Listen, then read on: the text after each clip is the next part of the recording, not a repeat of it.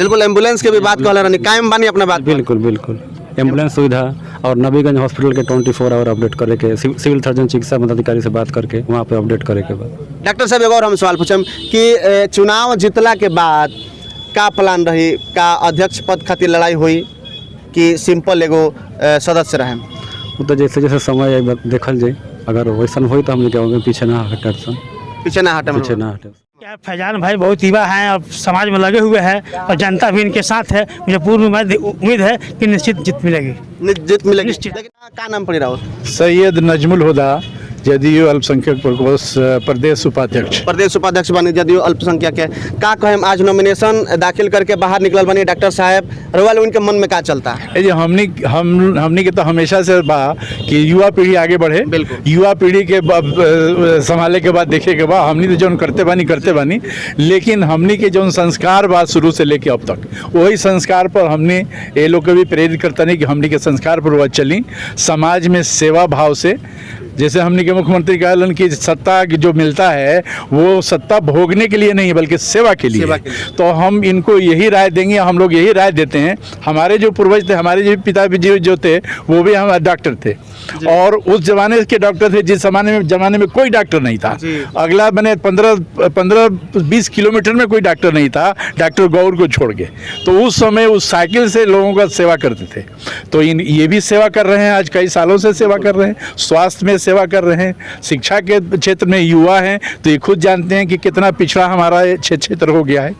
तो ये उसमें अपना काम करेंगे। अब मैंने भरोसा ही नहीं, पूर्ण विश्वास है कि ये जो भी कह रहे हैं उस पर करेंगे और हम लोग पूरा इनके साथ हैं, पूरी सम्मानित जनता साथ है और हर जनता हर तरह से साथ देने के लिए तैयार है। जब जनता साथ में है तो फिर हम लोगों का तो मनोबल बढ़ा ही हुआ है। बिल्कुल। नमस्कार, हम बानी अमरजीत कुमार गिरी, रेवा देखतानी भोजपुरिया झकोरा। अभी महाराजगंज अनुमंडल के बाहर हम बानी और हमारा साथ में बानी लकड़ी नबीगंज प्रखंड के जिला परिषद क्षेत्र संख्या 37 के अब भावी ना अब प्रत्याशी बन चुकल बानी, काहे कि नामांकन दाखिल हो चुकल बा डॉक्टर फैजान साहब के। हमारा साथ में बानी, तमाम बातचीत हुई। डॉक्टर फैजान साहब आज नॉमिनेशन दाखिल करके बाहर निकल बानी महाराजगंज अनुमंडल कार्यालय के हमने के बाहर बने सन, मन में का चलता? सबसे पहला सवाल। सबसे पहले 37 लकड़ी नबीगंज प्रखंड के तमाम जनता जमन के अपना चैनल के माध्यम से हार्दिक शुभकामनाएं। और रउआ लोग के समय अब आ गई बा और रउआ लोग उत्साहित हो कि हमारे के साथ आके खड़ा हो जाए। बिल्कुल डॉक्टर साहब कहता कि समय आ गई बा, लकड़ी नबीगंज प्रखंड के जौन जनता बा क्षेत्र संख्या 37 के समय आ चुकल बा, रउआ लोग अब उत्साहित हो कि साथ आई। फिर से हम सवाल पूछे डॉक्टर साहब उहे बात कि लक्ष्य का बा? लक्ष्य वही बा, सबसे पहले स्वास्थ्य, शिक्षा और जो जनरल सुविधा, सब बुनियादी सुविधा पर हमने के काम करे सन। जनरल स्वास्थ्य पर तो काम करते बानी जी, स्वास्थ्य पर तो लंबा समय से काम करते हैं जी, ओकरा के और बढ़िया से विस्तार करके सुविधा करे के बाद। बिल्कुल एम्बुलेंस के भी बात कहले रहनी, कायम बानी अपना बात। बिल्कुल एम्बुलेंस सुविधा और नबीगंज हॉस्पिटल के 24 आवर अपडेट करे के, सिविल सर्जन चिकित्सा पदाधिकारी से बात करके वहाँ पे अपडेट करे के बाद। डॉक्टर साहब एगो और हम सवाल पूछम कि चुनाव जीतला के बाद का प्लान रही, का अध्यक्ष पद खातिर लड़ाई हुई कि सिंपल एगो सदस्य रहे? वो तो जैसे जैसे समय देखल जाए, अगर वैसा हो तो हम पीछे ना हटे। पीछे ना हटे। का नाम पड़ी रहा? सैयद नजमुल हुदा, जदयू अल्पसंख्यक प्रदेश उपाध्यक्ष बनी जदयू अल्पसंख्यक के। का कहें आज नॉमिनेशन दाखिल करके बाहर निकल बनी डॉक्टर साहब रउआ लोगन के मन में का चलता है? ये हमनी के तो हमेशा से बा कि युवा पीढ़ी आगे बढ़े, युवा पीढ़ी के संभाले के बाद देखे के बाद हमनी तो जो करते बानी लेकिन हमनी के जो संस्कार बा शुरू से लेके अब तक वही संस्कार पर हमने ये लोग को भी प्रेरित करता नहीं कि हमनी के संस्कार पर वह चली, समाज में सेवा भाव से। जैसे हमने के मुख्यमंत्री कहलन कि सत्ता जो मिलता है वो सत्ता भोगने के लिए नहीं बल्कि सेवा के लिए। तो हम इनको यही राय देंगे, हम लोग यही राय देते हैं। हमारे जो पूर्वज थे, हमारे जो पिताजी जो थे वो भी हम डॉक्टर थे और उस जमाने के डॉक्टर थे जिस जमाने में कोई डॉक्टर नहीं था। अगला मैंने 15-20 किलोमीटर में कोई डॉक्टर नहीं था, डॉक्टर गौर को छोड़ के। तो उस समय उस साइकिल से लोगों का सेवा करते थे।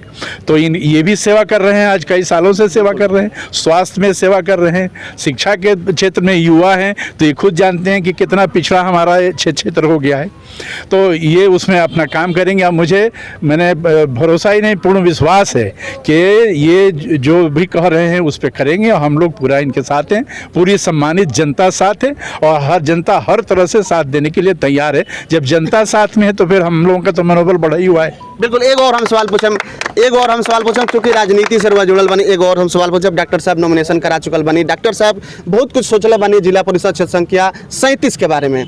अब हम सवाल पूछम रुआ से कि जो तस्वीर बा जिला परिषद क्षेत्र संख्या 37 के, और जो जिला परिषद के लेकर के आम जनता के मन में जो एगो सवाल रहेला कि जिला परिषद मतलब कि है जिला परिषद माने कोनो फंड ना वाला, कोनो काम ना वाला। हालांकि अगर विस्तार से देखल जाओ तो जिला परिषद के अहम रोल बा, हर एक विपदा आपदा में रोल बा। एकरा के कैसे देखत जो तस्वीर बा लकड़ी नबीगंज प्रखंड के क्षेत्र संख्या 37 के, का वो बदल पाई? अभी का कहता हवा के रुख का बा? देखिए, कोनो भी विकास जोन बा चाहे योजना बा वो युवा पर डिपेंड बा। बिल्कुल। आज जब युवा के मन में बा कि हम एक में आगे बढ़ के एकरा के इस सूरत के बदले, जो एगो भ्रम के स्थिति पैदा कल गई बा पहले से कि जिला परिषद में कुछो नहीं है सिवाय नाम के स्टैम्प के रबर, तो ओकरा के गलत साबित करे खातिर यहाँ के आगे बढ़े बा। जरूर वो बात के साबित करे गलत कि ना जी ऐसा बात नहीं के। अभी तक रहुआ सारा जनता जनार्दन बुलावे में रहनी है, लोग 5-5 साल 6-6 साल जे बा मलाई मार के चल गए ना। अब जौन समय बा ई राउरा काम खातिर बा, आ काम जैसे भी होके वो तरह से हमनी के करावे खातिर सक्षम बानी, आ करावे ओकरा के अपना स्तर से, सामाजिक स्तर से, न्यायिक स्तर से, चाहे राजनीतिक स्तर से। बिल्कुल, बहुत बहुत धन्यवाद। और क्या मन में चलता है? हमारी शुभकामना फैजान के लिए। जी बोलिए। हमारी बहुत बहुत शुभकामना फैजान के लिए, और ये जीत के जाएं, इससे विकास होगा 37 का, और उम्मीद भी है सारी जनता इनके साथ है, सारी युवा पीढ़ी। बिल्कुल। आई नॉमिनेशन का एक चीज़ और भी है कि हमारे कांग्रेस के बहुत पुराने प्रखंड अध्यक्ष हैं ये। अच्छा, कांग्रेस के प्रमोद चौधरी जी अपने लकड़ी नबीगंज के जी, तो ये भी यहाँ तक आ गए हैं, तो हमारे लिए तो बड़े ही उसके भाग्यशाली हैं।